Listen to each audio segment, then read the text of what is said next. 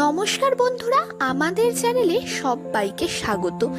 আজকে বানাতে চলেছি আবারও একটা নতুন রেসিপি, যার নাম হলো এগ চিলি।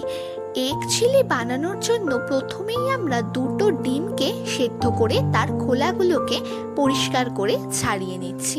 এখানে আপনারা আপনাদের পছন্দ মতো পরিমাণে ডিম বা বাকি সবজি ব্যবহার করতে পারেন। এখানে আমরা ক্যাপসিকাম আর পেঁয়াজগুলোকে কুচিয়ে নিয়ে আদা রসুনগুলোকেও ছাড়িয়ে পেস্ট করে নেব। এরপর একটা বাটিতে 2 চামচ মতো কর্নফ্লাওয়ার নিয়ে তাতে দিয়ে দেব সামান্য পরিমাণে নুন আর লঙ্কা গুঁড়ো, আর দিয়ে দেব খুব সামান্য পরিমাণে গোলমরিচের গুঁড়ো। এরপর অল্প অল্প করে জল দিয়ে এটাকে মিশিয়ে ভালো একটা ব্যাটার বানিয়ে নেব।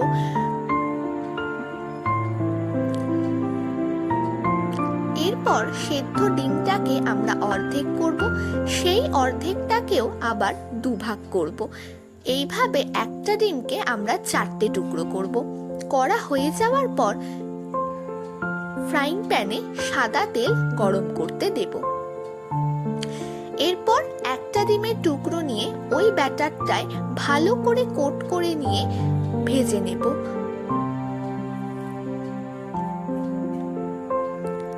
এই ভাজাটা আপনারা অবশ্যই ডিপ ফ্রাই করতে পারেন। এখানে আমরা এপিট ওপিট করে ভেজে এটাকে তুলে নিলাম।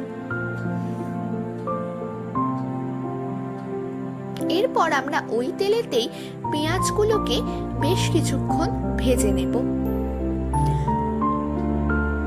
পেঁয়াজগুলো কিছুক্ষণ ভেজে নেওয়ার পরে দিয়ে দেব ক্যাপসিকাম কুচিটা।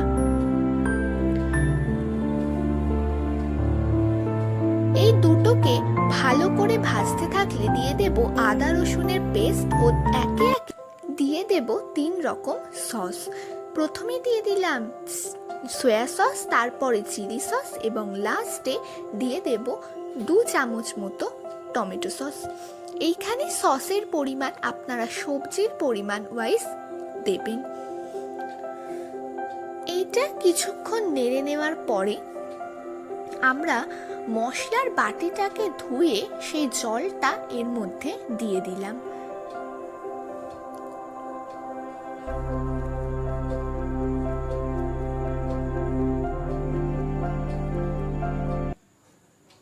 এইটা 5 মিনিট নাড়ার পর দিয়ে দেব ডিমগুলো।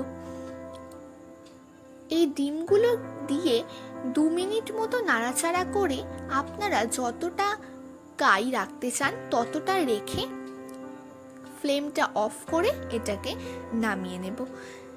এইভাবেই তৈরি হয়ে গেল আমাদের সুস্বাদু এগ চিলির রেসিপি, খুব সহজে ও খুব কম সময়ে। রেসিপিটা কেমন লাগলো সেটা অবশ্যই কমেন্ট করে জানাবেন এবং অবশ্যই বাড়িতে একবার হলেও ট্রাই করবেন। ধন্যবাদ।